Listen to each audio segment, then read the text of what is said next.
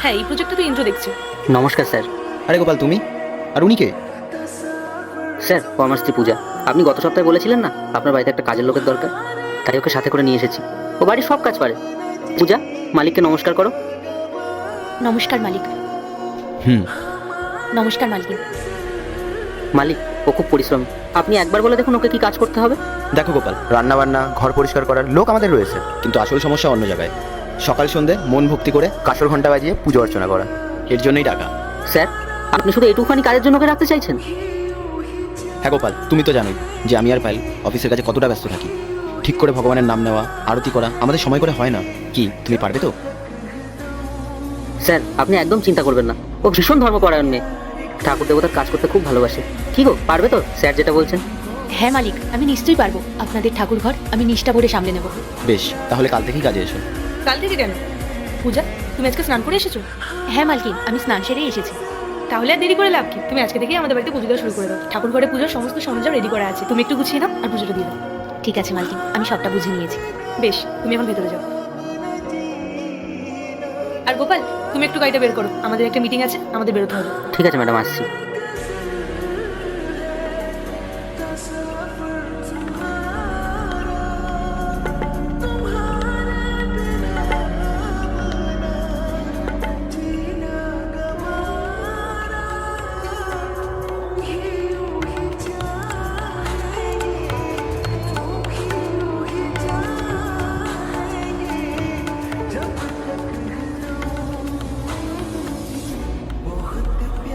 অভি, আমাদের পরিস্থিতি দিন দিন যেভাবে খারাপ হচ্ছে, এরপর কি করবে কিছু ভেবে দেখেছো?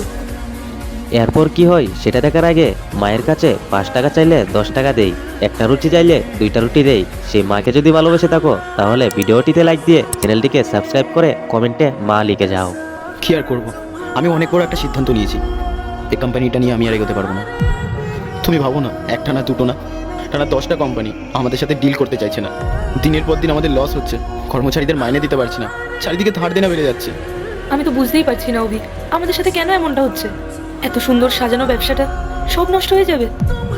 এই কোম্পানিকে তিল তিল করে করে তুলতে কতটা পরিশ্রম লেগেছে সেটা একমাত্র আমিই জানি। অথচ আজ এরকম দিন দেখতে হবে আমি সেটা স্বপ্নেও ভাবিনি। পরিস্থিতি এতটাই শোচনীয় যে আমার গাড়িতে পেট্রোল ভরারও টাকা নেই, পকেট পুরো ফাঁকা। আমাদের গাড়ি বাড়ি দুটোই বেচে দিতে হবে, তাতেও যদি না হয় আমাদের কোম্পানিটাও বেচে দিতে হবে। তুমি এত ভেঙে পড়ো না অভি, নিজের ওপর বিশ্বাস রাখো, দেখবে সব ঠিক হয়ে যাবে।